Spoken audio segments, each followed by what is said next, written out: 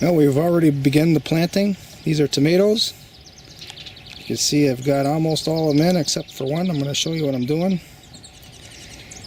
I'm digging a hole right down to the base, to where the soil was. So I'm digging a hole right through the compost, right to the base. And I got these little bitty tomato plants right here. I like these because they haven't bound their roots up yet in the pot. They're just starting to get out of starting to wrap around a little bit.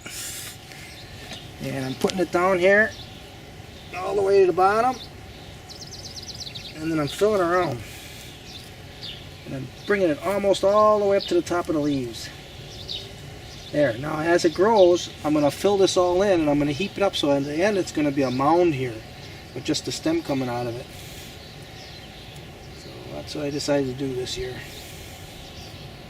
In the long range weather forecast, the 15 days, we got smooth sailing every night. I look at the night temperatures, those are more important, especially in the beginning and the end of the season, looking for frost. And the lowest temperature I saw was actually going to be tonight, which is the low 50s, and after that it gets warm. Tuesday they're forecasting 80, high 80s, maybe 90, and 72 dew point. Huge humidity. So I think this is what we got in for us this summer, is a lot of heat and a lot of humidity, because there aren't as many airplanes flying in the air. We don't have that aerosol masking effect.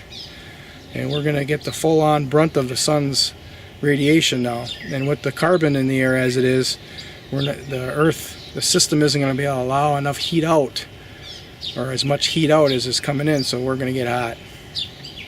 That's the new normal, unless we start flying our planes all over the place again. But the problem with that is in the long term, that just adds more carbon in the air, and more heat is trapped in the earth. So nothing I can do about it other than react, try to plan, and this is my plan. I'm going to be prepared for fluctuating temperatures. It's going to get too hot, it's going to get too cold. That's where we're going to be. And maybe not even the too cold is going to happen as much as normal. So we'll see what happens. We're going to go for it. I've got tags on all these pots. I got to go ahead and get a schematic made, because last year I left the pot here and then the name on the tag wore away, so I didn't know what the tomatoes were until they actually started growing. So I don't want to make a plan. I just want to do what I want to do. But I guess I'll have to compromise a little bit. Alright, now I'm going to build some sand troughs for carrot planting. This is a hole I bought at the thrift shop. You can see it's got an angle to it, and it's actually just perfect for holding the ground in terms of killing weeds. It's got a really nice little hole that's easy to manipulate, to hold, to work. It's very light, really old. Probably part of the lightness is the handle's dried out. Somebody put some black tape on there, and that's still operating with the same black tape. So on the smaller part, I got the bed narrowed down here. I'm going to just do one single row here.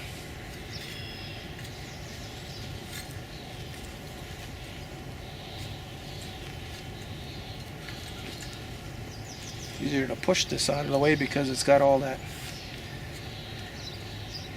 stemmy material in here. So I'll just form the bed, and then I'll push it, smooth it out a little bit.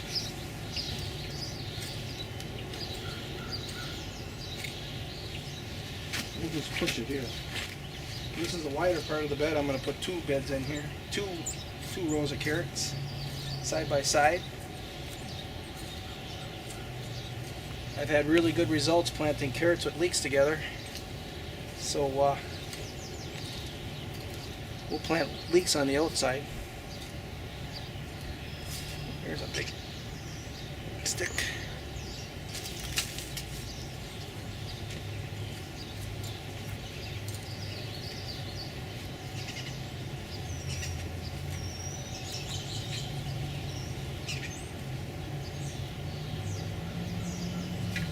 Plastic.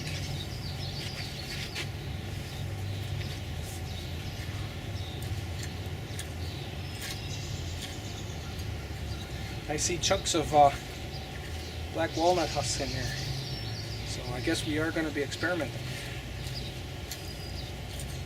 Oh, more plastic.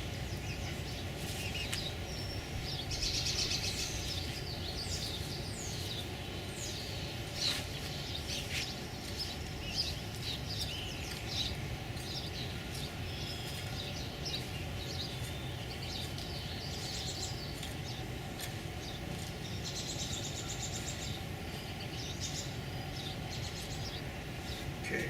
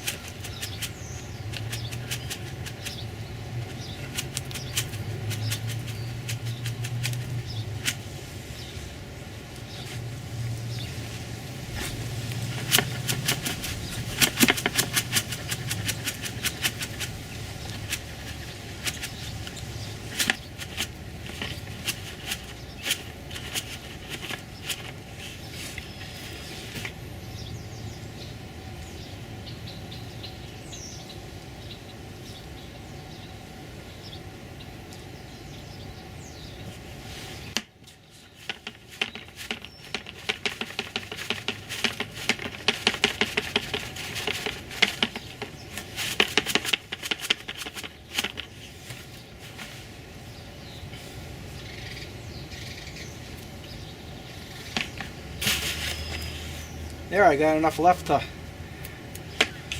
root some plants.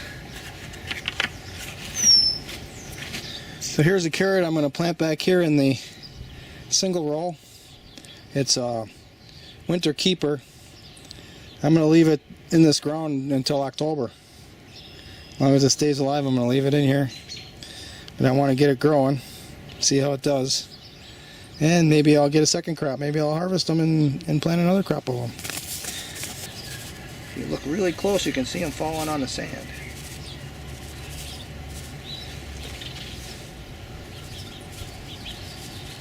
These are so small, invariably plant too many. That's okay too, because you can thin them out and eat them. Ooh, I got lots of carrot seeds in here, so we can do some more. Which row should we do? I guess this row here is going to get the most sun. So we'll save that for the other one. A little more shade, they'll grow a little slower.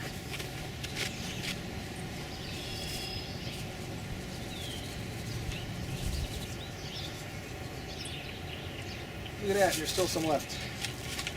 Excellent. Excellent.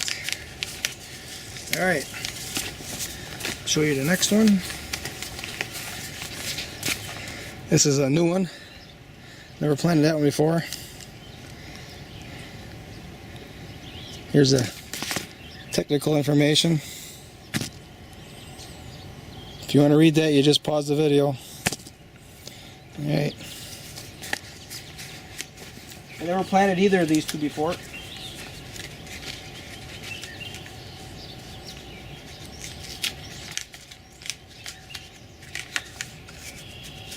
Although I think times are bad, I don't think they're bad enough that I have to stop experimenting yet. If they get bad enough, you don't want to be experimenting, you want to do for sure what works.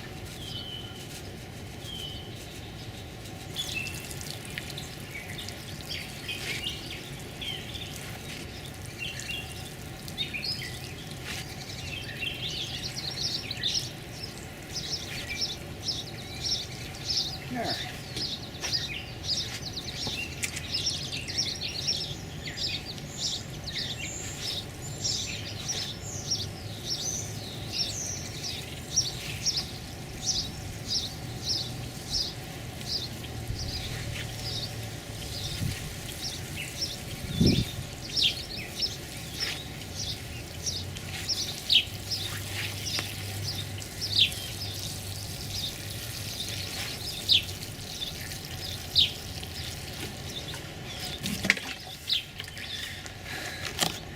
What's next?